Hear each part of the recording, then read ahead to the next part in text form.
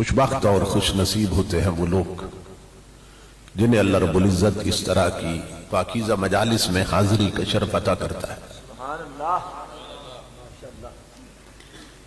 اس لیے کہ جو گھڑیاں ان مجالس میں گزرتی ہیں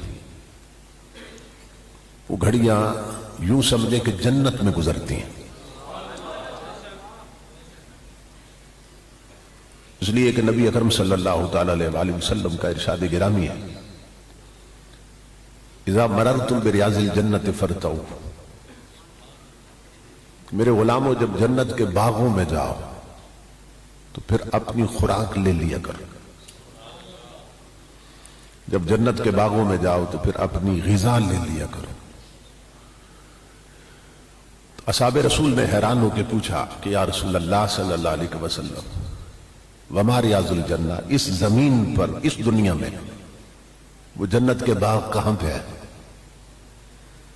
تو نبی اکرم صلی اللہ تعالی علیہ وسلم نے جواب دیا، مجالس الذکر وفی روایت مجالس العلماء۔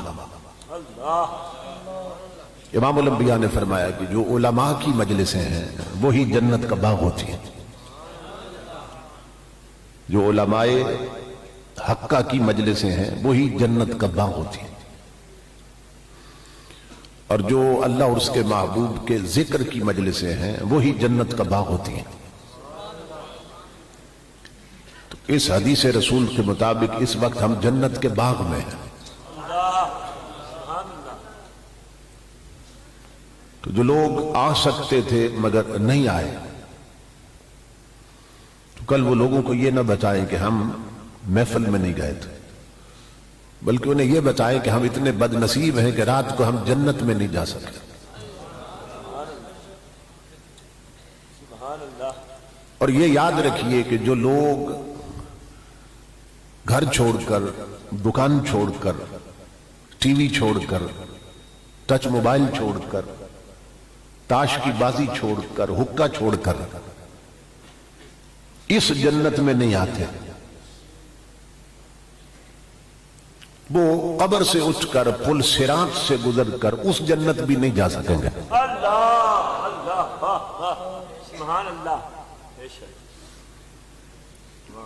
یعنی جو گھر سے اٹھ کر اس جنت میں نہیں آ سکے، آ سکتے تھے، تو وہ قبر سے اٹھ کر اور پھر پل صراط سے گزر کر جنت کیسے جا سکیں؟ تو جو لوگ ان مجلسوں میں شریک ہوتے ہیں وہ اس حاضری کو چھوٹی سی حاضری نہ سمجھیں۔ جو مائیں بہنیں بیٹیاں تشریف لائی ہیں وہ اس حاضری کو چھوٹی سی حاضری نہ سمجھیں۔ جتنا وقت یہاں گزر وہ یوں سمجھے کہ جنت کے باغ میں گزر رہا ہے۔ اور پھر مسجد تو دوری جنت ہے، یعنی مسجد بھی جنت ہے اور مسجد کے اندر اللہ اور اس کے محبوب کے ذکر کی مجلس بھی جنت ہے، تو یہ تو دوری جنت ہے۔ اس لیے کہ اس وقت ہم جہاں بیٹھے ہیں نا، یہ جگہ حدیث رسول کے مطابق یہ جنت کا حصہ بننے والی ہے۔ امام الانبیاء فرماتے ہیں کہ اللہ رب العزت جب اس زمین کی بساط کو لپیٹنا چاہے گا قیامت سے پہلے، اس زمین کو ختم کرنا چاہے گا، تو اللہ رب العزت فرشتوں کو بھیجے گا کہ جاؤ زمین پہ اور جہاں جہاں مسجدیں بنی ہیں وہ سب ٹکڑے اٹھا کر میری جنت میں شامل کر دو۔ مسجد فنا نہیں ہونے والی ہے۔ جتنی جگہوں پہ مسجدیں بنی ہیں، حضور صلی اللہ علیہ وسلم فرماتے ہیں اللہ فرمائے گا میں زمین ختم کرنے لگا کیونکہ مسجد نے ختم نہیں ہونا۔ تو حدیث پاک میں اللہ فرمائے گا جہاں جہاں مسجدیں بنی ہیں ان سب کو اٹھا کر میری جنت میں داخل کر دیا جائے، تو یہ جگہ جنت کا حصہ بننے والی جہاں اس وقت آپ بیٹھے۔ اس لیے علماء فرماتے ہیں کہ وہ لوگ خوشبخت ہیں جن کا پیسہ مسجدوں پہ لگتا ہے۔ کیوں؟ اس لیے کہ مسجد نے تو کبھی فنا نہیں ہونا، تو پھر جن کا پیسہ مسجد میں لگ گیا نا، ان بندوں کا اجر بھی کبھی ختم نہیں ہوگا۔ تو اس حاضری کو چھوٹی سی حاضری نہ سمجھا کریں، کیونکہ اللہ رب العزت کی چوکھٹ پہ آئے بیٹھے ہیں، اس کے محبوب کے ذکر کی مجلس میں آئے بیٹھے ہیں، اور ہمارا یہ عقیدہ اور ایمان ہے کہ یہ ہو نہیں سکتا کہ حضور کے منگتے خالی چلے جائیں۔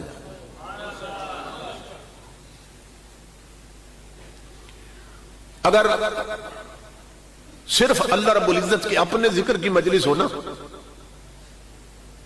تو ممکن ہے کہ منگتے خالی چلے جائیں، تنہا صرف اللہ کے اپنے ذکر کی مجلس ہو تو پاسبل ہے، ممکن ہے کہ منگتے خالی چلے جائیں، لیکن ذکر رسول کی مجلس ہو اور منگتے خالی چلے جائیں یہ ہو ہی نہیں سکتا۔ کیوں؟ اس لیے کہ اللہ رب العزت نے اپنا تعارف کروایا کیا؟ قل اللہم مالک الملک تؤتی الملک من تشاء وتنزع الملک ممن تشاء وتعز من تشاء وتذل من تشاء۔ اللہ رب العزت بتا رہا ہے کہ میں ملک دیتا بھی ہوں اور چھین بھی لیتا ہوں، میں تخت عطا بھی کرتا ہوں اور پھر تختے پہ بھی لے آتا ہوں، میں عزت بھی دیتا ہوں اور ذلیل بھی کر دیتا ہوں۔ اللہ رب العزت کے جو اسماء صفات ہیں نا، ان میں سے دو اسم ہیں، ایک ہے معطی اور ایک اسم ہے مانع۔ یہ صفاتی نام ہے اللہ رب العزت۔ موتی کا مطلب ہے دینے والا، عطا کرنے والا، اور مانع کا معنی ہے روک لینے والا، نہ دینے والا۔ تو اللہ بتا رہا ہے میں دیتا بھی ہوں، میں نہیں بھی دیتا ہوں، دیتا بھی ہوں اور دے کر میں چھین بھی لیتا ہوں، عطا بھی کرتا ہوں واپس بھی لے لیتا ہوں۔ اللہ دیتا بھی ہے اور چھین بھی لیتا ہے، عطا بھی کرتا نہیں بھی دیتا، محروم کر دیتا، مگر واحد دروازہ میرے مصطفیٰ کا اس نے ایسا بنایا ہے جہاں سے صرف دیا جاتا ہے، واپس لیا نہیں جاتا۔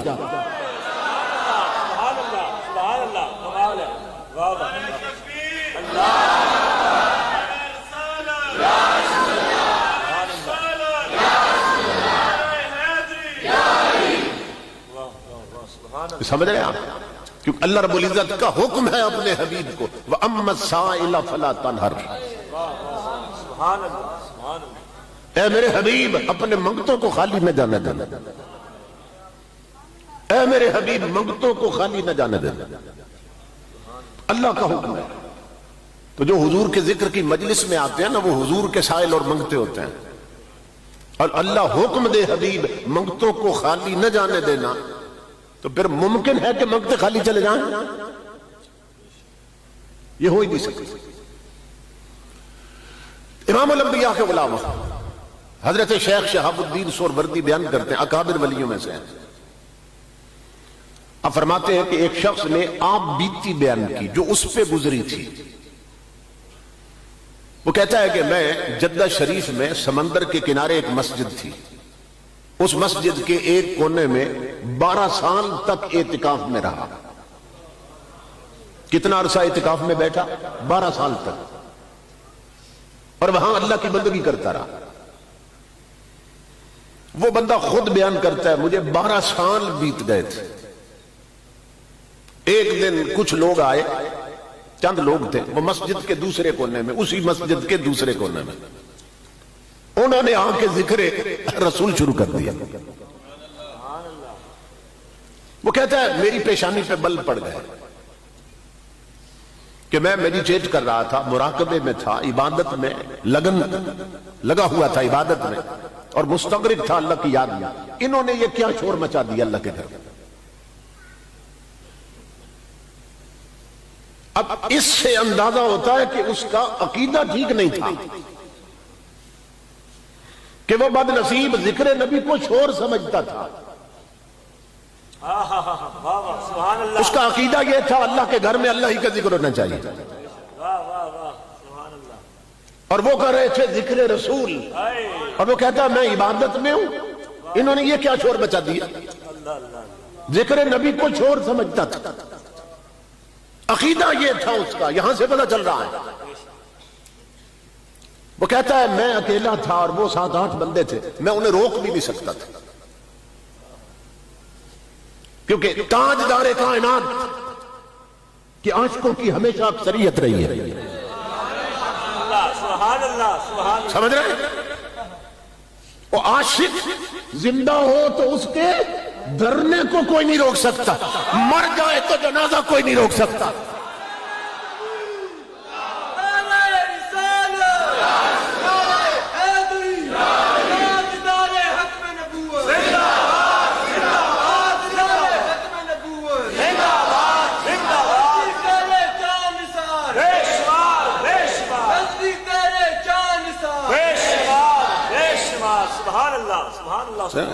کیونکہ ہر دور میں حضور کے عاشقوں کی اکثریت رہی ہے، میجارٹی رہی ہے. وہ کہتا ہے میں اکیلا تھا، وہ 7-8 بندے تھے، میں انہیں روک نہیں سکتا. حضور کے عاشقوں کو کون روک سکتا؟ سمجھ رہے ہیں؟ وہ عاشق تو معذور بھی ہو تو کوئی مائی کا لال نہیں روک سکتا.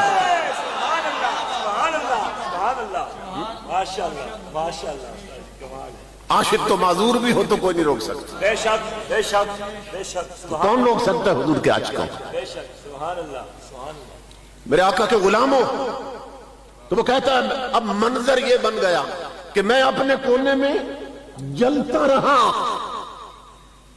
ذکر نبی سن کر میں اپنے کونے میں جلتا رہا، اور وہ اپنے کونے میں ذکر یار کر کے مچلتے رہے. سبحان اللہ سبحان اللہ. واہ واہ واہ. اب یہ تو اپنے نصیب کی بات ہے. واہ واہ واہ. سبحان اللہ. اسی ذکر سے کوئی جل جاتا ہے، کوئی مچل جاتا ہے.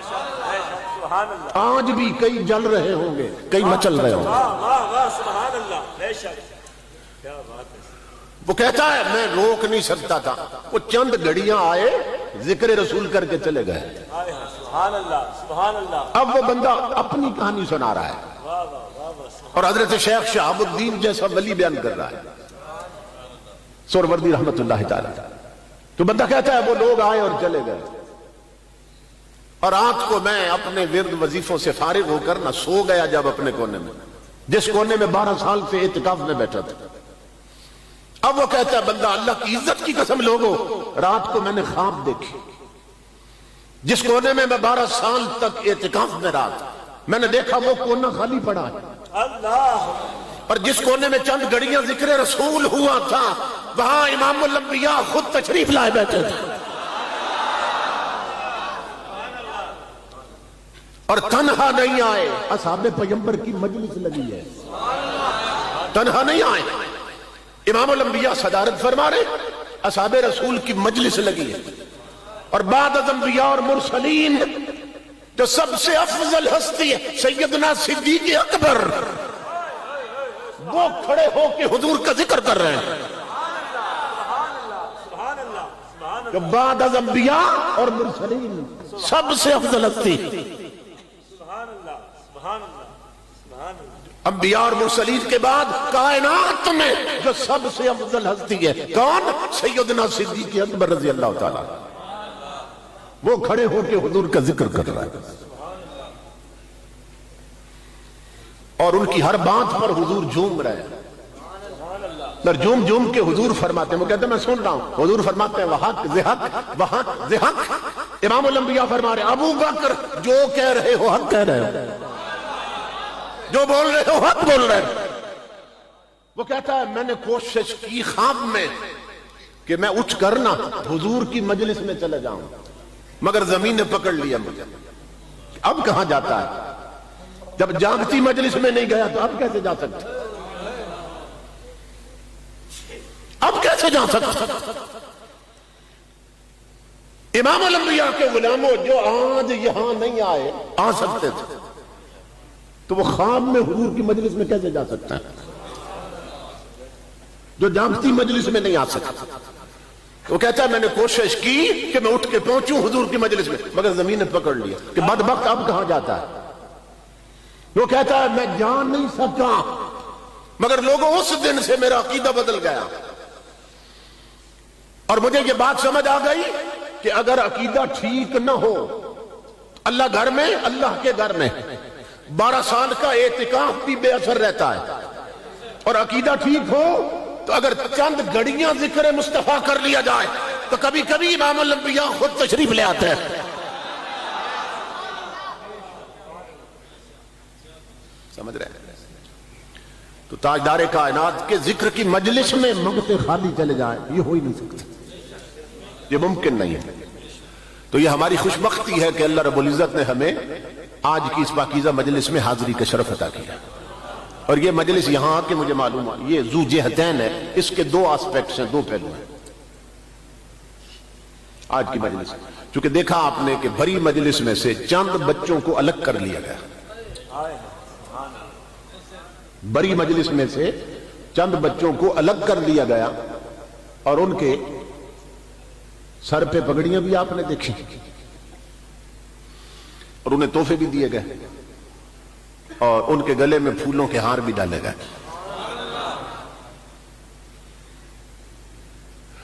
اب سوال یہ ہے کہ گردنیں تو سب کے جسم پہ ہیں جتنے یہاں بیٹھے ہیں، مگر یہ ہار ان چند گردنوں میں کیوں آیا ہے؟ گردنیں تو سب کے جسم پر ہیں نا، سب کے سر کے نیچے گردن، مگر یہ ہار کسی کسی کو نصیب کیوں ہوتا ہے؟ تو یہ بتایا جا رہا ہے، اقبال نے کہا، علامہ اقبال نے، برہنہ سر ہے تو عزم بلند پیدا کر، کہ یہاں فقط سر شاہی کے واسطے ہے کلا، برہنہ سر ہے تو عزم بلند پیدا کر، کہ یہاں فقط سر شاہی کے واسطے ہے کلا۔ اقبال کہتا ہے اگر تیرا سر ننگا ہے نا یا گردن خالی ہے تو کوئی ایسا کام کر کے تیرے سر پہ بھی عزت کی پگڑی رکھ دی جائے، کیونکہ پگڑیاں شاہینوں کے سر پہ ہی اچھی لگتی ہیں۔ تو انہیں الگ کر لیا گیا، الگ کر لی گئے پوری مجلس میں۔ اصل یہ ایک منظر ہے جو پھر بھی دیکھیں گے آپ، پھر بھی دیکھیں گے، یہ ایک منظر ہے، اور یہ منظر کب دیکھیں گے؟ قیامت کو۔ جس طرح قرآن والوں کو آج بڑی مجلس سے الگ کیا گیا نا، اللہ کی عزت کی قسم، اسی طرح بڑی قیامت میں سے قرآن والے الگ کر لیے جائیں۔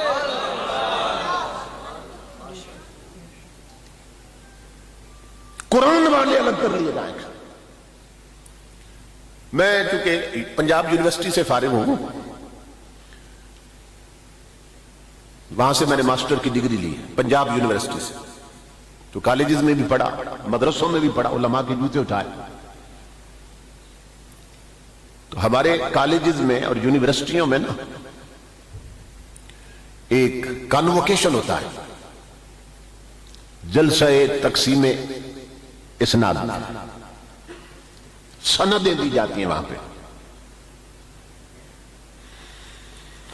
اور وہ بچے کے جو کسی سبجیکٹ میں ٹاپ کرتے ہیں نا، فرسٹ پوزیشن حاصل کرتے ہیں، پہلے نمبر پہ آتے ہیں، پھر اگر کالج لیول پہ ہو تو گورنر کو چیف گیسٹ کے طور پہ بلا لیتے ہیں، اور اگر یونیورسٹی میں ہو تو پھر پرائم منسٹر کو بلا لیتے ہیں یا صدر پاکستان مہمان خصوصی کے طور پر۔ اور جو جس سبجیکٹ میں ٹاپ کرتا ہے تو ہمارا صدر یا وزیر اعظم یا گورنر پھر اس کو نا گولڈ میڈل پہناتا ہے، سونے کے تمغے، وہ پھر ان کے گلے میں ڈالتے ہیں، کون؟ وزیر اعظم یا صدر یا گورنر۔ ہمارے ہاں یہ سلسلہ ہے، اور ہر ملک میں ایسا ہوتا ہے۔ امام الانبیاء کے غلاموں، یہ کانووکیشن ہوتے ہیں یہاں یونیورسٹی اور کالجوں میں، مگر میں حدیث پڑھ رہا ہوں کہ ایک کانووکیشن جنت میں نہیں، میدان قیامت میں ہونے والا ہے۔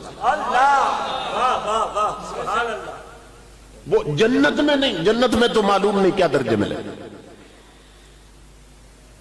ایک کانووکیشن حدیث بتا رہی ہے میدان قیامت میں ہونے والا ہے۔ سورج سوا نیزے پہ، زمین تانبے کی طرح تپ جائے، اللہ رب العزت آواز دے گا، فرشتوں ساری دنیا اکٹھی ہے، جاؤ قرآن والوں کو بلا لاؤ۔ قرآن پڑھنے والے پڑھانے والے انہیں الگ کر لو، الگ کر لو انہیں۔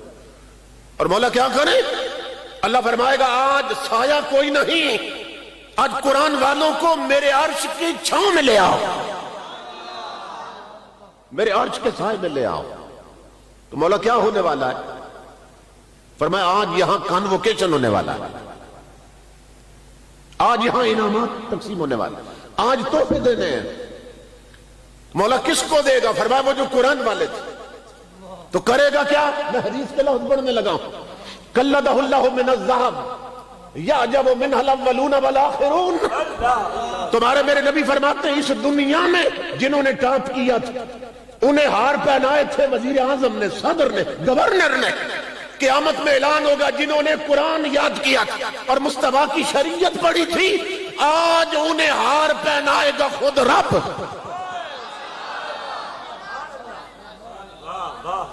آج خود رب مصطفیٰ اپنے دست قدرت سے سونے کے ہار ڈالے گا ان کے گلوں، انہیں گولڈ میڈل دیے جائے گا، چین بھی سونے کی ہوگی۔ گولڈ میڈل میں صرف میڈل سونے کا ہوتا ہے، چین نہیں ہوتی سونے کی، وہ پورا ہار سونے کا ہوگا جو اللہ رب العزت اپنے دست قدرت سے قرآن والوں کو پہنائے گا۔ اور امام الانبیاء فرماتے ہیں یعجب منہ الاولون والآخرون، اس کی بناوٹ دیکھ کر، اس کی چمک دیکھ کر اور اس کی خوبصورتی دیکھ کر عوام تو عوام، بادشاہوں کی آنکھیں بھی پھٹی رہ جائیں گی کہ ہم نے تو کبھی خواب میں بھی ایسے ہار نہیں دیکھے تھے جو اللہ رب العزت قرآن والوں کو پہنائے گا۔ تو میں ان ماں باپ کو مبارک دیتا ہوں جن کے بچے قرآن کی طرف آ گئے، وہ خوش بخت ہیں کہ ان کے بچے آج ان کے بچے نہ رہے، اللہ کی عزت کی قسم تاجدار کائنات کی اولاد میں شامل ہو گئے، یہ آج حضور کی آل میں شامل ہو گئے، حضور کی اولاد میں شامل ہو گئے۔ نعرہ تکبیر، نعرہ رسالت، نعرہ تحقیق، نعرہ حیدری، علماء اہل سنت۔ یہ تھوڑا سا پہنچے ہٹا لیں، اوپر نام لکھے ہوئے تاجدار ختم نبوت، زندہ باد، زندہ باد، تاجدار ختم نبوت، زندہ باد، زندہ باد، لبیک لبیک لبیک یا رسول اللہ، لبیک لبیک لبیک یا رسول اللہ، لبیک لبیک۔ ماشاءاللہ ماشاءاللہ۔ ہماری خوش بختی ہے کہ جگر گوشہ شیخ التفسیر والحدیث استاذ العلماء یادگار اسلاف حضرت علامہ مفتی قاضی حسن رضا قادری صاحب دامت برکاتہم العالی، آپ بھی مجلس میں جلوہ گر ہو چکے چونکہ آپ کی صدارت بھی تھی، اور استاذ العلماء حضرت علامہ امجد علی امجد صاحب بھی مجلس میں جلوہ گر ہوئے۔ آپ دیکھ رہے ہیں کہ کثیر تعداد میں علماء جلوہ گر ہیں کہ جن کی زیارت سے بھی ثواب ملتا ہے۔ اللہ رب العزت ان کا سایہ تعدیر اہل اسلام کے سروں پہ قائم رکھے اور ان کے علمی، فکری، روحانی فیضان سے ہمیں ہمیشہ مستفیض ہونے کی توفیق عطا فرمائے۔ تو میں یہ عرض کر رہا تھا اللہ رب العزت اپنے دست قدرت سے انہیں ہار پہنائے گا سونے کے۔ وہ لوگ خوش بخت ہیں جن کے بچے قرآن پڑھتے ہیں، دین سیکھتے ہیں، کیونکہ وہ حضور کی اولاد میں شامل ہو جاتے ہیں بچے۔ بلکہ حدیث میں تو یہ ہے کہ اللہ فرماتا ان للہ اہلین من الناس، یعنی حضور کی تو اولاد اور بچوں میں شامل ہی ہو جاتے ہیں نا۔ اللہ رب العزت فرماتا میرے حبیب اعلان کر قرآن والے یہ میرے گھر والے، اللہ فرما رہا ہے۔ سبحان اللہ، سبحان اللہ، ماشاءاللہ ماشاءاللہ۔ قرآن والے اللہ فرما رہا ہے میرے گھر والے ہیں، یہ مقام دیا جا رہا ہے قرآن والوں کو، قرآن والے میرے گھر والے، اللہ فرما رہا ہے۔ میں ڈیر اسماعیل خان میں خطاب کے لیے گیا تو وہاں کی جو بڑی مسجد ہے نا وہ ہے جامع مسجد چوگلہ، تو چونکہ 4 گلیاں ہیں تو وہ بہت بڑے بازار ہیں، لیکن وہ گلی کہتے ہیں چوگلا، 4 گلیاں لگتی ہیں مسجد کو، 4 بڑے بازار جو ہیں، سب سے بڑے بازار جو ہیں ڈی آئی خان کے، وہ اس مسجد کو لگتا ہے، اور درمیان میں مسجد ہے۔ وہاں اس وقت جب میں گیا تھا تو شیر سرحد حضرت علامہ عزیز الرحمان صاحب رحمت اللہ تعالی وہ وہاں خطیب ہوتے تھے۔ تو وہاں مجھے بتایا انہوں نے کہ اس مسجد میں یہ جو مدرسہ چلا آ رہا ہے نا، اس کے جو بانی تھے مدرسے کے اور متولی تھے، انہیں ہر رات حضور کی زیارت ہوتی تھی۔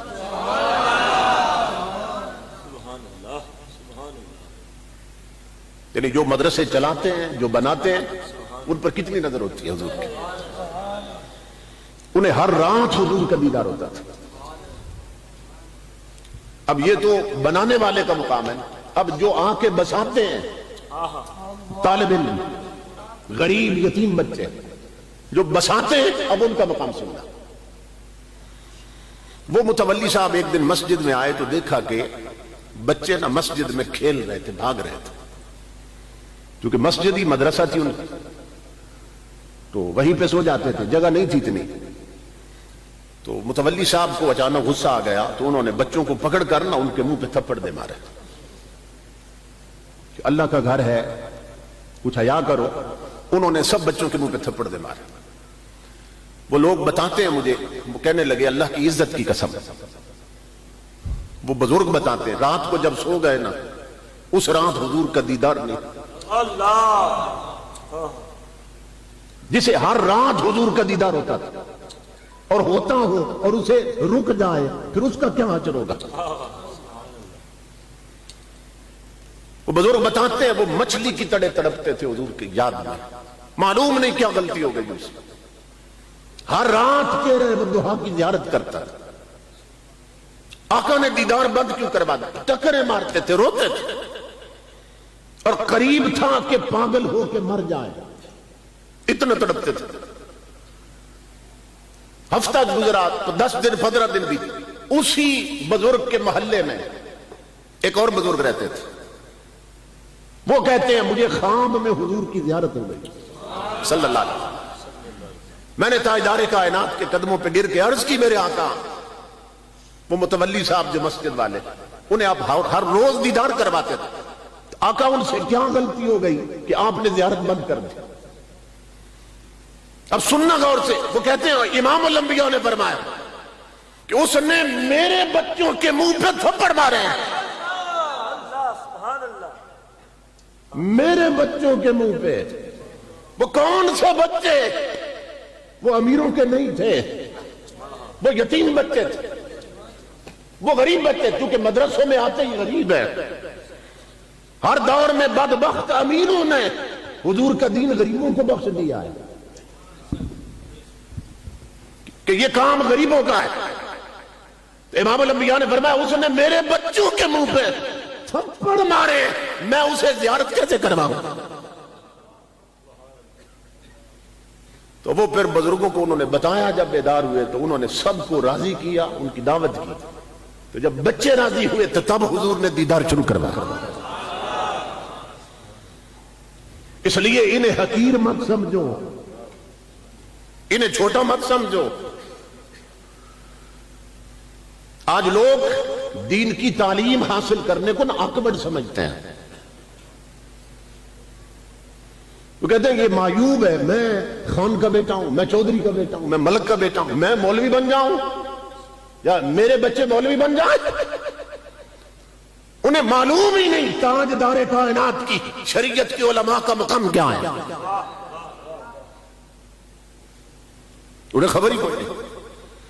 امام الانبیاء فرماتے ہیں، فرمایا آقا نے خلقت السادات من صلبی وخلق العلماء من صدری۔ میرے آقا فرماتے ہیں جنہیں تم سید کہتے ہو، جنہیں اہل رسول کہتے ہو، میرے آقا فرماتے ہیں وہ میری پشت سے نکلے، جنہیں عالم کہتے ہو وہ میرے سینے سے نکلے۔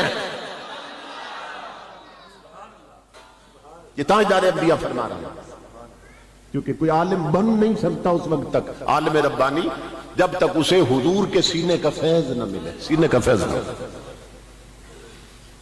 کیونکہ عالم وہی ہوتا ہے جسے حضور کے سینے سے فیض ملتا ہے۔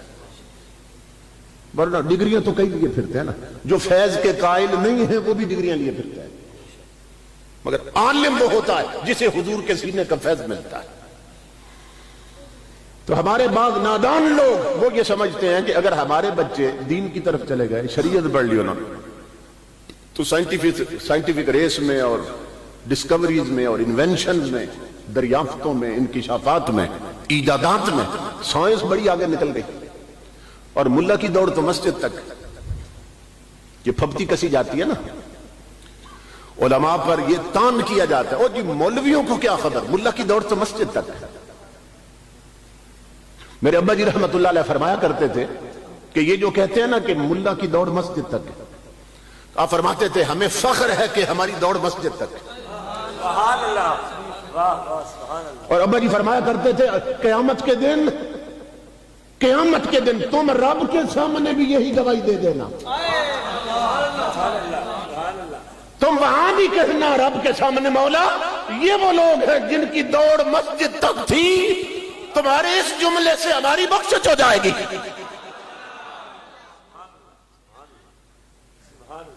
کہ ہمیں دنیا بھی مانتی تھی ہماری دوڑ مسجد تک ہے، اس لیے کہ مسجد سے ہٹ کر تاجدار کائنات کے غلاموں اور ہے ہی کچھ نہیں، مسجد سے ہٹ کر کچھ نہیں ہے، سب کچھ تو مسجد میں ہے۔ وہ ماں باپ کچھ وقت ہیں جن کے بچے آج تاجدار کائنات کی شریعت کے عالم بن چکے ہیں یا قرآن کے حافظ بنے ہیں، امام الانبیاء کے غلام۔ تو ہم یہ سمجھتے ہیں، اب یہ جو میں نے آیت پڑھی خطبہ میں، اس کے بے شمار آسپیکٹس اور پہلو ہیں۔ آیت رحمت، وما ارسلناک الا رحمتا للعالمین، اللہ فرماتا ہے محبوب ہم نے آپ کو تمام جہانوں کے لیے رحمت بنا کے بھیجا ہے۔ اس میں حضور کے ذاتی فضائل بھی ہیں، حضور کے شخصی فضائل بھی ہیں، اور میں سمجھتا ہوں کہ ایمان کی سلامتی کے ساتھ اگر کوئی بندہ صرف اس ایک آیت کو سمجھ لے، آج جتنے بھی مختلف فی مسائل ہیں نا جن پر امت باہم دست و گریبان ہو رہی ہے، وہ سارے جھگڑے اس ایک آیت کو سمجھنے سے ختم ہو جاتے ہیں، کیونکہ اس ایک آیت میں اللہ نے اپنے حبیب کی اتنی شانیں بیان کر دی، ساری الجھنیں ختم ہو جاتی ہیں۔ ایک اس کا پہلو تو یہ ہے حضور کی ذات رحمت اور میرے آقا کے غلاموں، دوسرا پہلو یہ کہ تاجدار کائنات کی تعلیمات بھی رحمت، حضور کا قرآن رحمت، حضور کی شریعت رحمت، میرے آقا نے جو دستور حیات دیا وہ رحمت، میرے آقا نے جو اسوہ دیا وہ رحمت، میرے آقا کی جو سیرت ہے وہ رحمت۔ یعنی یہ ہو نہیں سکتا کہ کوئی حضور کے پیچھے چلے اور پھر اس کا نقصان ہو جائے، کیونکہ وہ صرف رحمت، حضور کے پیچھے چلنے سے کبھی گھاٹا نہیں ہوتا، حضور کے پیچھے چلنے سے کبھی ٹھوکر نہیں لگتی، کیوں؟ اس لیے کہ وہ ہیں ہی رحمت، اور اگر ان کے پیچھے چل کے بندے کا نقصان ہو جائے تو پھر رحمت تو نہ ہوئے نا۔ اللہ اعلان کر رہا ہے محبوب تمام جہانوں کے لیے رحمت بنا کے بھیجا، تو یہ ہو نہیں سکتا حضور کے پیچھے چلو اور نقصان ہو جائے۔ آپ اپنی زندگی میں کئی گھاٹے اٹھا چکے ہوں گے، میں چیلنج کر رہا ہوں گھر جا کے تجزیہ کرنا کہ یہ جتنے زندگی میں گھاٹے ہوئے کیوں ہوئے؟ اس لیے کہ حضور کے پیچھے نہیں چلے تھے۔ جہاں جہاں ٹھوکر لگی کیوں لگی؟ اس لیے کہ حضور کے پیچھے نہیں چلے تھے۔ اور اللہ رب العزت فرما رہا ہے کہ محبوب کے پیچھے کیسے چلنا ہے، فرمایا آنکھیں کھول کے نہیں بند کر کے چلنا، آنکھیں کھول کے نہیں چلنا یار کے پیچھے، بند کر کے چلنا۔ کمال یہی ہے نا، آنکھیں بند ہوگی چلو گے یار کے پیچھے اور پھر بھی ٹھوکر نہیں لگے گی، آنکھیں بند ہوگی تب بھی ٹھوکر نہیں لگے گی، کیوں؟ اس لیے کہ ہم نے محبوب کو صرف رحمت بنا کے بھیجا۔ قرآن میں نا دو امر کے صیغے اکٹھے آئے ہیں، واسمعوا واطیعوا۔ قرآن میں اللہ فرماتا ہے سنتے جاؤ، میرے حبیب سے سنتے جاؤ اور مانتے جاؤ۔ اس میں یہ وقفہ بھی نہیں ڈالا کہ محبوب کوئی حکم دے تو تم کہو پہلے سوچتے ہیں. اگر حضور کی بات عقل اور سمجھ میں آئی تو مان لیں گے، اگر عقل میں نہ آ سکی تو نہیں مانیں گے. اللہ فرماتا ہے میں تمہیں یہ بھی اجازت نہیں دیتا، یہ بھی اجازت نہیں دیتا کہ تم کہو کہ محبوب کی بات عقل مانے گی تو مانیں گے. تو اگر تم نے اس طرح مانی نا کہ پہلے عقل میں آئے گی تو مانیں گے، تو پھر تم نے اپنی عقل کی مانی، میرے حبیب کی نہیں مانی. تو فرمایا میں تمہیں یہ بھی اجازت نہیں دیتا کہ سوچو گے اور پھر یار کی بات پہ عمل کرو گے.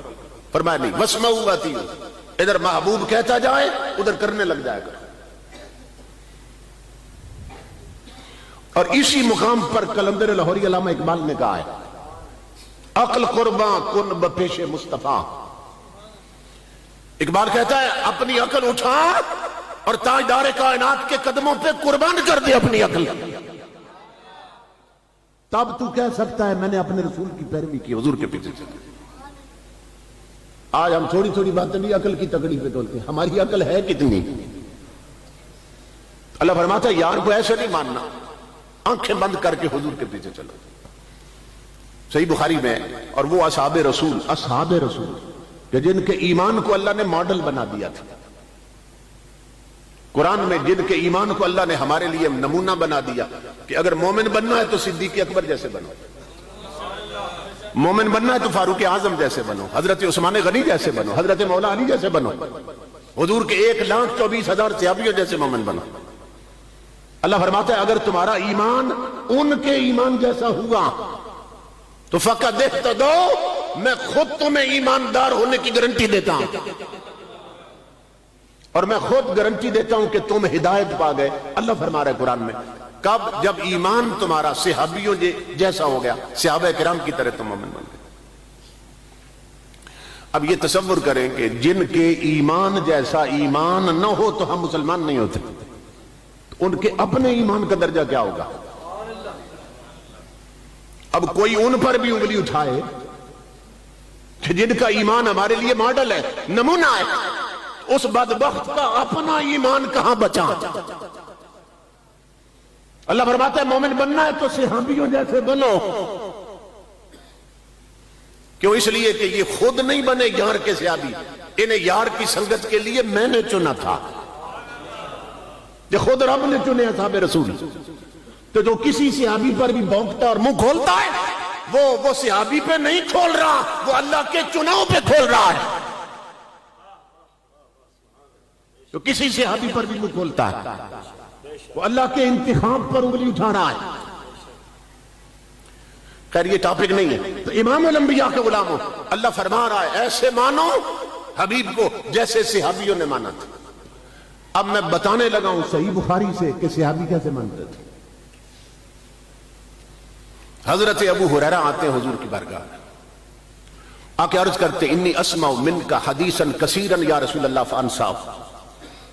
یا رسول اللہ صلی اللہ علیہ وسلم، میں آپ کی مجلس میں ہوتا ہوں، بہت ساری چیزیں آپ سے سنتا ہوں مگر بھول جاتا ہوں. تو یا رسول اللہ صلی اللہ علیہ وسلم نگاہ کرم فرماتا. حضور یہ نہیں فرما رہے کہ یہ بھولنا، یہ نسیان، بھولنے کی بیماری ہے نسیان، تو یہ تو ڈاکٹر کا کیس ہے یا حکیم کا کیس ہے. میں تو نبی بن کے آیا ہوں، کوئی نماز روزے حج زکوٰۃ کا مسئلہ پوچھنا ہے مجھ سے پوچھ لو. یہ دوائی کا کیس ہے، کوئی دوائی دے گا تجھے، کوئی بھوچا بتا دے گا، جاؤ کسی حکیم کے پاس. حضور نے یہ نہیں فرمایا. اور ابو ہریرہ ہمیں کیا عقیدہ دے رہے ہیں؟ وہ کہہ رہے ہیں یہ تاجدار کائنات ہیں، یہ رب کے حبیب ہیں، اس دروازے سے جو مانگو وہ ملتا ہے. اس کا تعلق جسم کے ساتھ ہو یا اس کا تعلق روح کے ساتھ ہو، ان سے جو مانگو تمہیں دیتے ہیں. اور پھر سنے آقا نے کیا فرمایا، فرمایا ابسط رداک، پھر ایسا کر اپنی چادر بچھا دے، تیرا حافظہ کمزور ہے، تیز کرتا ہے. سبحان اللہ. حضرت ابو ہریرہ نے ایک لمحے کے لیے نہیں سوچا کہ میرا سوال تھا کہ میرا حافظہ کمزور ہے، اور حضور فرماتے ہیں زمین پہ چادر بچھا دو، تو شاید حضور نے میرا سوال نہیں سمجھا، کیونکہ میں نے کھجوریں تو نہیں مانگی جو چادر میں باندھ کے دینی ہے، میں نے کوئی غلہ اور اناج نہیں مانگا جو چادر میں باندھ کے دینا حضور، میں نے تو حافظے کی بات کی ہے۔ ایک لمحے کو سوچ سکتے تھے کہ سوال اور ہے اور جواب جو ہے اس کا کوئی جوڑ نہیں بنتا آپس میں، کہ اس طرح بھی کبھی حافظے دیے جاتے ہیں؟ کیا دنیا میں ایسا ہوتا ہے کہ حافظہ کمزور اور چادر بچھاؤ؟ تو ابو ہریرہ بتا رہے ہیں میں نے اس لیے بچھا دی کہ صحابی تمہیں یہ عقیدہ اور ایمان سکھا رہے ہیں کیا کہ جو کہیں نہیں ہوتا وہ یہاں ہو کے رہتا ہے۔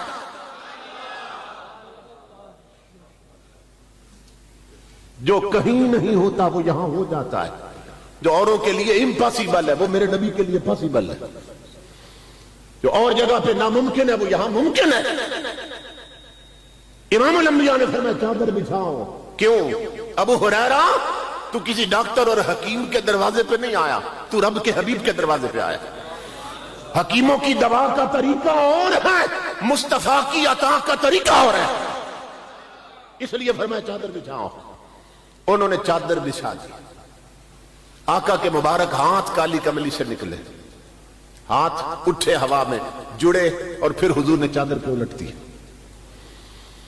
اب دیکھنے والوں نے دیکھا کہ ہاتھ خالی اٹھے تھے اور خالی ہی جڑے تھے اور خالی ہی مڑے تھے، تو جنہوں نے خالی دیکھے انہوں نے کہا خالی تھے، کچھ نہیں تھا۔ ایسے بھی ہیں نا جنہوں نے کہا ان کے ہاتھ میں کچھ نہیں، جس کا نام محمد یا علی ہے وہ کسی شے کا مال کے مختار ہے۔ جنہوں نے خالی دیکھے تھے انہوں نے خالی سمجھا۔ لیکن حضرت ابو ہریرہ سے پوچھو ان خالی ہاتھوں میں کیا تھا، یا بریلی کے تاجدار سے پوچھو کہ جن پر عطائیں ہیں ان خالی ہاتھوں میں کیا تھا۔ اعلیٰ حضرت فرماتے ہیں مالک کونین ہیں گو پاس کچھ رکھتے نہیں، اور دو جہاں کی نعمتیں ہیں ان کے خالی ہاتھ میں۔ تو فرمایا ابو ہریرہ اب اس چادر کو ذرا سینے سے لگا لو۔ ابو ہریرہ نے وہ چادر سینے سے لگائی، آپ قسم اٹھا کے کہتے ہیں فما نسیت شیئا بعد، اللہ کی عزت کی قسم وہ دن اور آج کا دن ابو ہریرہ کبھی کوئی شے نہیں بھولا۔ تو امام الانبیاء بتا رہے ہیں کہ یہاں عقل قربان کر دو۔ اللہ فرما رہا ہے واسمعوا واطیعوا، محبوب کہتا جائے تم کرنے لگ جایا کرنے لگ جایا کر، کیوں؟ اس لیے کہ یہ صرف رحمت ہے، یہ ہو نہیں سکتا کہ کوئی اس کی مان لے اور پھر اس کا نقصان ہو جائے۔ تو ہم ہیں حضور علیہ الصلوۃ والسلام کی امتی۔ اب میں رخ بدل رہا ہوں کتاب کا، ہم ہیں حضور کے امتی۔ جتنی ماں بہنیں بیٹیاں بیٹھی ہیں، جتنے جوان اور بزرگ بیٹھے ہیں، ہر کوئی کہتا ہے میں حضور کا غلام ہوں۔ کوئی ہے جو کہے ہم حضور کے غلام نہیں ہیں؟ سب غلام ہیں نا۔ تو سوال یہ ہے کہ جب ہم سب غلام ہیں تو زندگی آزادوں والی کیوں گزار رہے ہیں؟ کیونکہ غلام غلام ہوتا ہے، آزاد نہیں ہوتا۔ لیکن ہم تو آزاد ہیں، کہتے ہیں حضور کے غلام، لیکن زندگی ہم آزادوں والی گزار رہے ہیں۔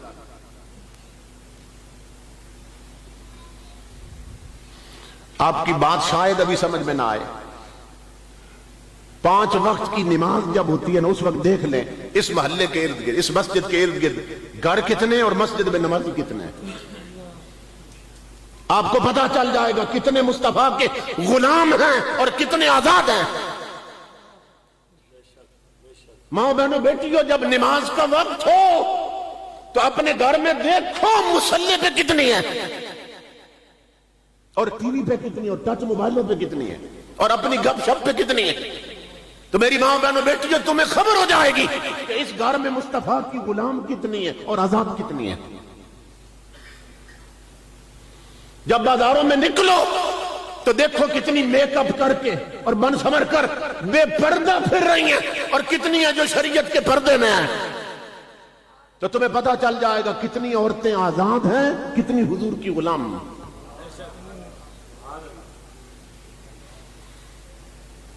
کتنے دکاندار ہیں جو ترازو میں تولتے ہوئے ڈنڈی مارتے ہیں اور کتنے ہیں جو امانت دار. پتہ چل جائے گا ان میں غلام کتنے اور آزاد کتنے ہیں.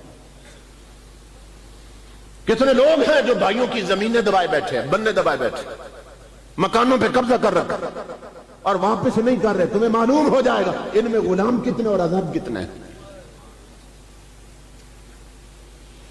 ملک بنا ہے کلمے کے نام پر, اور اس میں 150 سے زیادہ چینل چل رہے ہیں, ٹی وی چینل. کہیں ڈانس ہو رہا ہے, کہیں ننگی فلمیں چل رہی ہیں.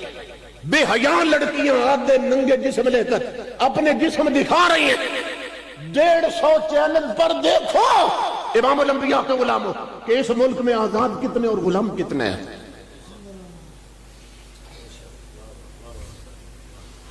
اور موجودہ حکومت اعلان کیا کر رہی ہے, اس کا وزیر اعلان کر رہا ہے کہ اس ملک میں پہلے جو سائنمے تھے نا وہ 286 تھے پورے ملک میں. وہ کہتے ہیں یہ ضرورت پوری نہیں کر رہے, کیونکہ جو بغیرتی ہم پھیلانا چاہتے ہیں کہتے ہیں ہماری ضرورت پوری نہیں ابھی ہو رہی. تو یہ حکومت 1100 سائنمے اور کھولنے والی ہے. یعنی کیسے کیسے الو کے پٹھے اس ملک کے تخت پر آ کر بیٹھ جاتے ہیں. حرام خور, بے غیرت, بے حیا یورپ کے پالتو کتے ہیں, اور ملک بنا ہے کلمے کے نام پر, اور اس کی مٹی میں 40 لاکھ عورتوں کا سہاگ دفن ہے. اور پاکستان کا مطلب کیا؟ لا الہ الا اللہ. تو امام الانبیاء کے غلاموں یہ یاد رکھو, امیر المجاہدین بھی یہی سبق پڑھاتے گئے.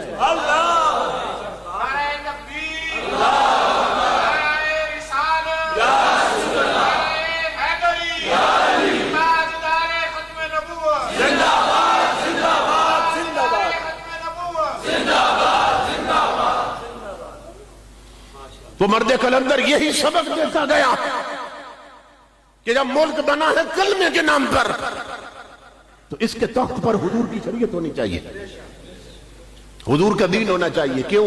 یہ ملک بچ ہی تب سکتا ہے اس لیے کہ بنا کلمے کے نام پہ, اور کلمے کے 2 جز ہیں, لا الہ الا اللہ اور محمد رسول اللہ.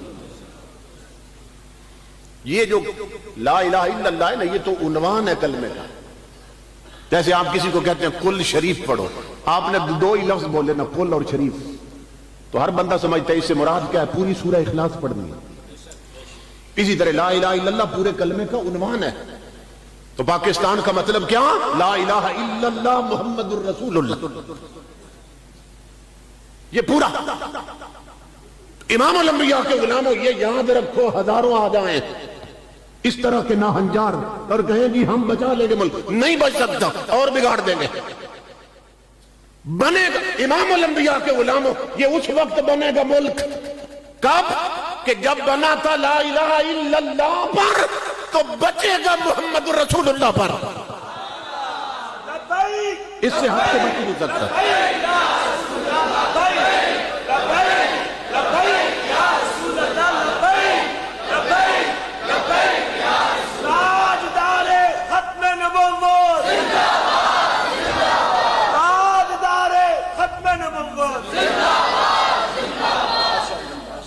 اس لیے یہ بات سمجھو کہ امیر المجاہدین چلے گئے تو ان کا مشن بھی چلا گیا نہیں, ان کے بیٹے موجود ہیں, ان کے بھائی موجود ہیں, ان کے بزرگ موجود ہیں.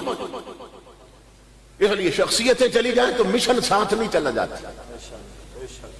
جب غازی علم الدین کو پھانسی ہو گئی تھی نا, جس نے گستاخ رسول کو شہید قتل کیا تھا اور یہ شہید کر دیے گئے, تو خوش ہوئے تھے ان کے دشمن. دیکھو جی غازی علم الدین چلا گیا, تو ہمارے علماء نے انہیں بتایا تھا کہ غازی گیا مگر خنجر چھوڑ گیا جس سے مارا تھا.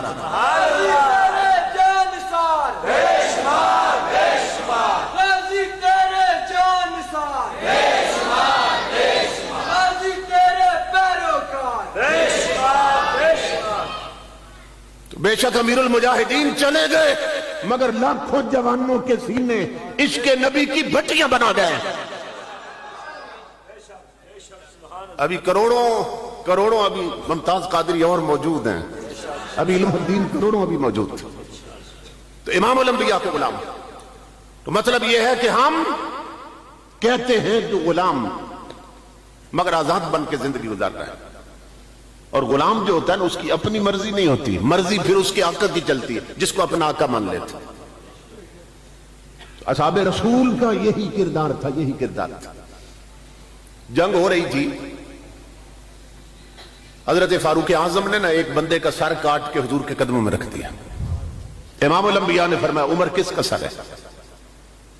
عرض کی آقا تیرے نالین کی قسم میں سگے ماموں کا سر کاٹ لایا. ایک اور صحابی ہیں حضرت ابو عبیدہ ابن الجراح، سر کاٹ کے حضور کے قدموں پہ رکھ دے. آقا فرماتے ہیں ابو عبیدہ کس کا سر ہے؟ عرض کی آقا تیرے جوڑوں کی قسم سگے باپ کا سر کاٹ لایا ہوں. ایک اور غزوے میں جوان صحابی ہے، جوان کا سر کاٹ کے حضور کے قدموں پہ. میرے آقا نے فرمایا جوان کس کا سر ہے؟ عرض کی آقا اپنے سگے بھائی کا سر کاٹ لایا. تینوں صحابیوں سے حضور نے پوچھا عمر، او ابو عبیدہ، او جوان، وہ سر کاٹتے ہوئے ہاتھ نہیں کانپے تھے کہ یہ ماموں کا سر ہے، یہ باپ کا سر ہے، یہ بھائی کا سر ہے؟ دل نہیں تڑپا اور لرزا تھا؟ تینوں کا جواب ایک تھا، اے تاجدار مدینہ، ہاتھ تب کانپتے جب اپنا سمجھا ہوتا انہیں، سبحان اللہ، سبحان اللہ. دل تب تڑپتا جب انہیں اپنا سمجھا ہوتا. ہم نے تو صرف یہ دیکھا ہے جو تمہارا نہیں وہ ہمارا نہیں. من سب نبیا من سب نبیا من سب نبیا من سب نبیا. سبحان اللہ، واہ واہ واہ. ہم نے تو صرف یہ دیکھا ہے جو تمہارا نہیں وہ ہمارا نہیں. بس اسے زندگی کا ماٹو بنا دو، اسے گھروں میں بھی لکھ کر سامنے لگا تاکہ یہ سبق نہ بوجھے کہ اے تاجدار مدینہ، جو تمہارا نہیں وہ ہمارا نہیں. پھر دیکھو حضور کی گری ہوئی امت کیسے اٹھتی ہے. تو میری ماں بہنوں بیٹیوں، اگر تم کہتی ہو کہ ہم امام الانبیاء کی امتی اور غلام ہیں تو پھر سنو کہ حضور کیا فرما کے گئے. امام الانبیاء نے فرمایا میری امت پہ ایک وقت آنے والا ہے، نساء کاسیات عاریات ممیلات مائلات. حضور نے فرمایا میری امت پہ وقت آنے والا ہے، ہوں گی میری امت کی عورتیں مگر بدبخت کپڑے پہن کر بھی ننگی پھر رہی ہوں گی. کپڑے پہنے ہوں گے اپنے تئیں، اپنے خیال میں کپڑے پہنے ہوں گے، مگر آقا فرماتے ہیں شریعت کی نظر میں وہ ننگی پھر رہی ہوں گی. آج ہمارے ملک میں عورتوں کی میجارٹی اور اکثریت ننگی پھرتی ہے، ننگی پھرتی ہے، کیونکہ کپڑے شریعت کے مطابق نہیں ہیں. اب شراح حدیث نے لکھا، شارحین نے، کہ عورت کپڑے پہن کر شریعت کی نظر میں ننگی کیسے ہوتی ہے. کس قسم کے کپڑے ہوں تو فرشتہ لکھ دیتا ہے یہ عورت ننگی ہے اور اس نے ننگے پن میں زندگی گزارتی، بس مرنے کی دیر ہے، قبر جہنم کا گڑھا بنی ہوگی. اور یوں سمجھے کہ تمہارے مرنے پر اٹھا کر تمہیں تنور میں پھینک دیا جائے گا. یہ فیشن چھوڑ دو جو تم نے فلموں سے سیکھے ہیں، جو ڈراموں سے سیکھے ہیں، جو رومانٹک ناول پڑھ کے سیکھے ہیں، جو فلمی میگزینوں سے سیکھے ہیں. اب میں وہ 3 معنی بیان کرنے لگا ہوں جو شراح حدیث نے بیان کیے. ہر عورت اس تکڑی پہ تولے اپنے آپ کو کہ ہم میں سے کتنی عورتیں ہیں کہ جو اس طرح کا لباس پہن کر اپنے آپ کو دوزخی بنا رہی ہیں. نمبر 1، کپڑے پہن کر عورت ننگی کیسے ہوتی ہے؟ جو عورتیں شارٹ ڈریس پہنتی ہیں، شارٹ ڈریس، مختصر لباس. پہلے عورتوں کے پورے بازو ہوتے تھے، اتنے لمبے بازو ہوتے تھے کہ ہاتھ بھی عورتوں کے چھپے رہتے تھے. کام کے وقت وہ پھر فولڈ کر لیتی تھی لیکن ہاتھ چھپے رہتے تھے. ہوا کیا؟ فلمیں دیکھ دیکھ کر، ڈرامے دیکھ دیکھ کر تو عورتوں نے اپنے بازو کم کرنے شروع کر دیے، کم کرنے، اور کٹواتے کٹواتے بازو کاندھوں تک ننگی ہو گئی بعض عورت. اور بعض بدبختوں نے بازو اس لیے بازو چھوٹے کروائے کہ ان کی سونے کی چوڑیاں نظر کیسے آئیں گی.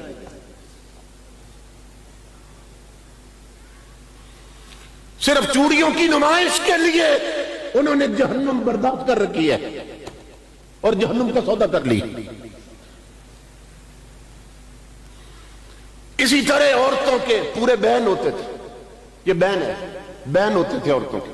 پرانی آج بھی دیکھ لیں گھروں میں دادیاں نانیاں، بین والے کرتے پہنتی تھی اور پھر بڑی بڑی چادریں ہوتی تھی تاکہ گردن کی اس جگہ پہ بھی غیر محرم کی نظر نہ پڑ سکے. فلمیں اور ڈرامے دیکھ دیکھ کر بین ختم ہوئے. گریبان گل میں اتنے کھلے کر لیے عورتوں نے کہ نیک لائنیں اور چھاتیاں نظر آنے لگی. اور ان خاندانوں کی بیٹیاں کہ جن کے پاؤں کی پشت پر بھی غیر محرم کی کبھی نظر نہیں پڑی تھی، وہ آدھے ننگے جسم لے کر بازاروں میں اتر آئی. پھر امام الانبیاء کے غلاموں، یہ چاک جو ہے چاک، یہ اتنے اونچے کر لیا عورتوں نے، اتنے اونچے کر کہ پیٹ اور شلواروں پاجاموں کے نیفے نظر آنے لگے. ڈیلی ڈالی شلواریں ہوتی تھی، کرم ہوتے تھے، وٹ والی شلواریں، تاکہ جسم کا سٹرکچر اور ڈھانچہ نظر نہ آئے. وہ شلواریں ختم ہو گئی ٹی وی پر فلمیں اور ڈرامے دیکھ دیکھ کر. تماشوں کے لباس کی نقل ہونے لگی. گلوکارائیں، نچیے اور گویے، وہ بے غیرت لوگ ہمارا ماڈل بن گئے. اور عورتوں نے ٹائٹ پاجامے شروع کر دیے، شلواریں ختم ہو گئی کہ جسم کا انگ انگ نظر آنے لگا.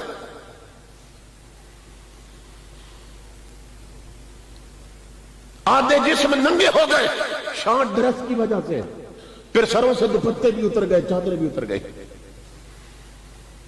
اور ملک بنا تھا کلمے کے نام پر، اور ہار آنے والے حکمران بے غیرت نے اس بے حیائی بڑھانے میں اپنا حصہ ڈالا ہے. کسی نے بے حیائی کم کرنے کی کوشش نہیں کی. اور مردوں نے منہ میں دہی جمائے رکھی، دہی جمائے رکھی. بعض گھروں کے اندر پتہ کیا ہے، دروازہ بھی ہے تو اندر پردے بھی لگے ہوئے ہیں، دروازے کے ساتھ پردے لٹکا رکھے، مگر ایسے احمق ہیں گھر والے کہ ادھر دروازے کے باہر اندر پردہ بھی ہے اور چھت پر دو دو ڈچے بھی ہیں اور اندر کیبل کے کنیکشن بھی ہیں.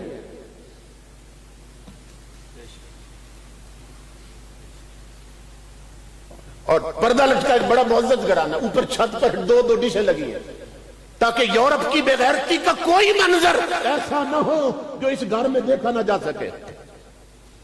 اور جوان لڑکیوں کے پاس ٹچ موبائل ہیں، جوان لڑکوں کے پاس ٹچ موبائل، ہر وقت آنکھیں بدکاری میں مبتلا رہتی ہیں، کان بدکاری میں مبتلا رہتے ہیں. تمہارے میرے نبی نے فرمایا من جلس الی قینۃ یسمع منھا صب فی اذنہ لعنۃ یوم القیامہ.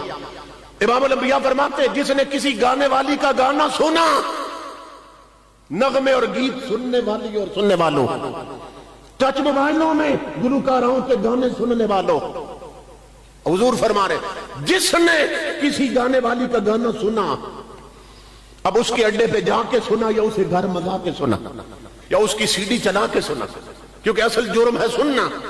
امام الانبیاء فرماتے ہیں جس نے گانے سنے کل جہنم کی آگ میں سیسا پگھلا کر اس کے دونوں کان بھر دیے جائیں گے. آج چند منٹوں کی لذت کے لیے ہماری نسلیں اپنے آپ کو کتنے بڑے عذاب کے لیے تیار کر چکی ہیں. پھر امام الانبیاء نے فرمایا الغناء ينبت النفاق في القلب كما ينبت الماء الزرع. حضور نے فرمایا کہ یہ جو گانے ہیں نا، گانے اس طرح دلوں کو کھوٹا کر دیتے ہیں، من میں منافقت بھر دیتے ہیں کہ جس طرح پانی سے کھیتی اگتی ہے. آج بتاؤ کوئی گھر ہے جہاں گانے نہ ہو، کوئی موبائل ہے جہاں گانے نہ ہو، کوئی رکشہ، کوئی سزوکی، کوئی ٹرک، کوئی بس، کوئی کوچ ہے جہاں گانے نہ ہو، اور تو اور کوئی شادی ہے جس پہ گانے نہ ہو.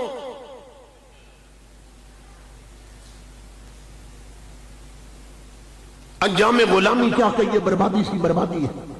جو درس ہے بطحا نے دیا وہ درس پڑھانا بھول گئے. عبرت کا مرقع یہ پستی اور قابل حیرت یہ مستی، اوروں کو جگانا یاد رہا، خود ہوش میں آنا بھول گئے. جوانوں اٹھو، آقا کے دین کا سہارا بن جاؤ. آج یہاں سے جاؤ نا گھر میں، اپنے گھر میں حضور کی شریعت کا جھاڑو دے دو. میری ماں بہنوں بیٹیوں آج گھر میں شریعت کا جھاڑو دو. آج اس جلسے سے جاؤ تو نبی کی شریعت کا جھاڑو دو گھر میں. ہر وہ کپڑا جلا دو، ہر وہ میگزین جلا دو، ہر وہ سی ڈی چور کر دو جتنے مدینے کے نقشے دھندلا دیے ہیں. جس نے تمہارے رابطے مدینے سے کچے کر دیے، ہر وہ نقش مٹا دو تاکہ مدینے کے نقش بن سکیں۔ میری ماں بہن بیٹیاں غور سے سنیں، بس آخری بات عرض کر رہا ہوں۔ ایک کتاب ہے دلائل الخیرات شریف، یہ کتاب شروع بھی درود سے ہوتی ہے اور ختم بھی درود پہ ہو جاتی ہے، پوری کتاب ہی درود شریف سے بھری ہے، درود و سلام۔ اس کے رائٹر ہیں حضرت شیخ محمد بن سلیمان الجزولی رحمۃ اللہ تعالی۔ ان سے کسی نے پوچھا بھئی آپ کو کیسے خیال آیا کہ آپ نے ایک ایسی کتاب لکھ دی جو پوری درود سے بھری ہے؟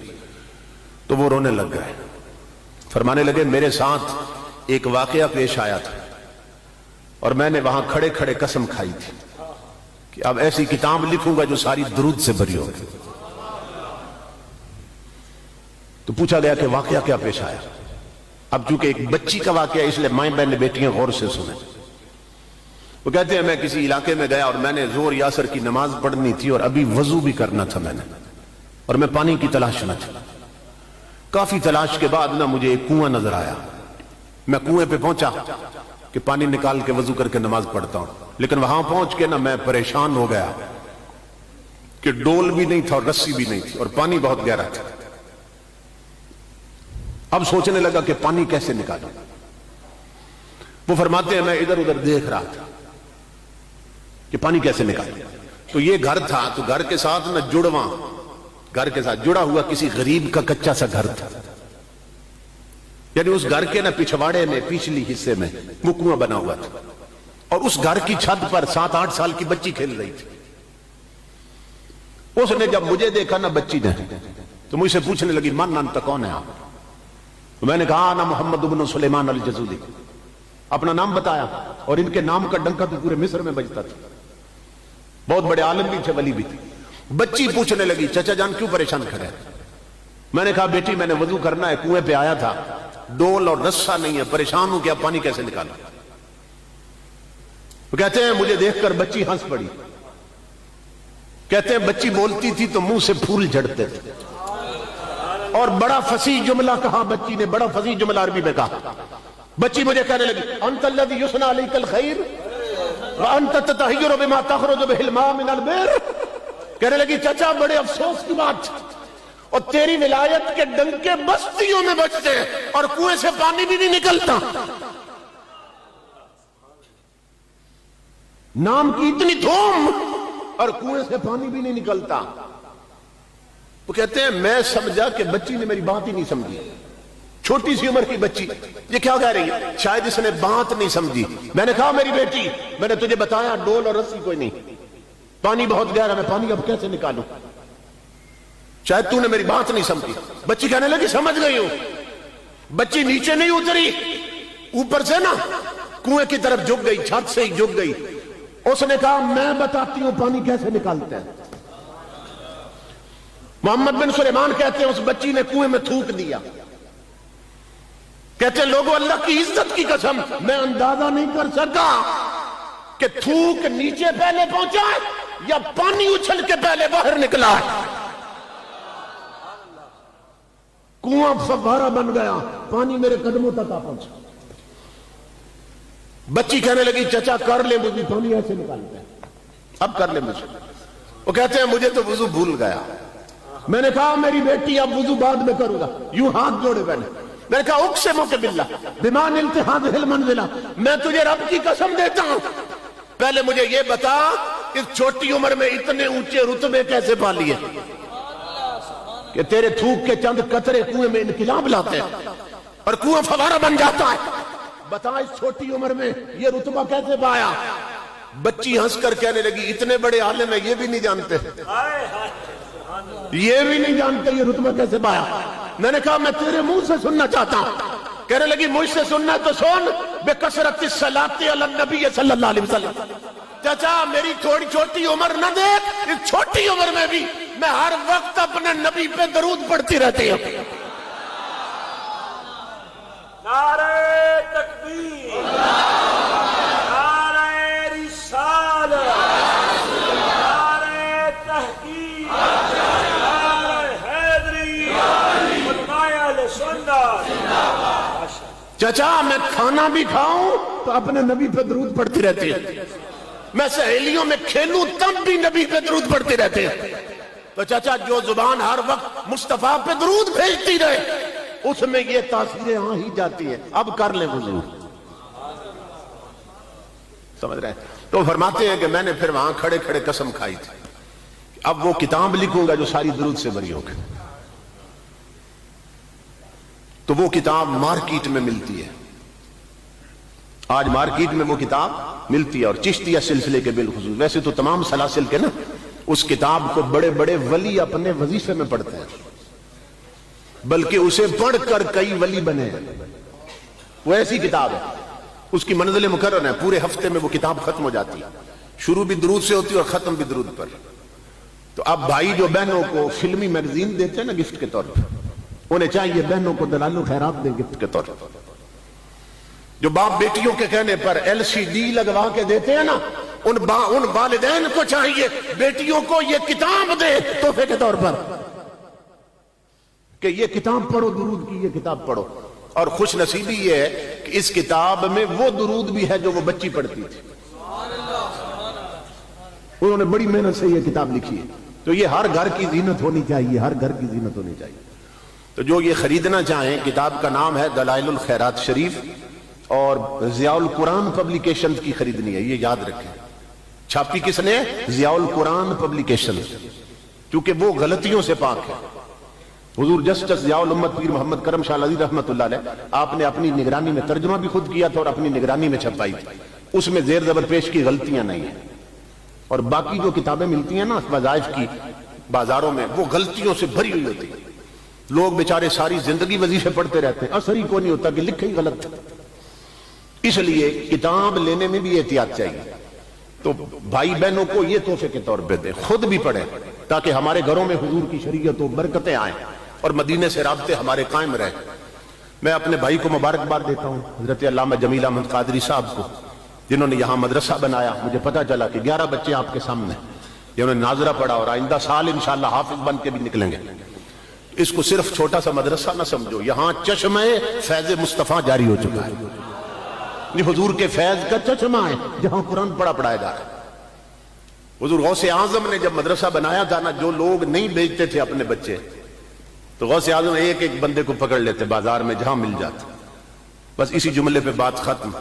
آپ پتہ کیا فرماتے تھے غوث اعظم؟ یا قلیل العقل بیتک للدجلۃ وتموت عطشانا۔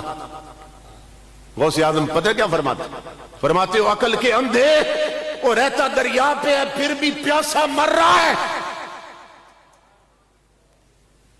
یہاں میرے مدرسے کی شکل میں چشمہ فیض مصطفیٰ جاری ہے اور تیرے بچوں کے کاسے پھر بھی خالی ہیں۔ اس لیے اپنے بچوں کا رخ کرو قرآن اور حدیث اور شریعت کی طرف۔ اس مدرسے کو کامیاب بناؤ، بزرگ اس کی سرپرستی فرمائیں اور تمام لوگ ان کے دست و بازو بن جاؤ تاکہ یہ چشمہ ایسا بنے کہ دوسرے جہان کے لوگ بھی اس سے فیض یاب ہوں۔ اللہ رب العزت ان علماء کا سایہ تادیر ہمارے سروں پہ قائم رکھے اور قبلہ حافظ جمیل احمد صاحب کو قدم قدم پہ غیر فانی برکتیں اور کامیابی نصیب فرمائے، اور جو دوست دور سے قریب سے تشریف لائے سب کو اجر عظیم عطا فرمائے۔ وما علینا الا البلاغ۔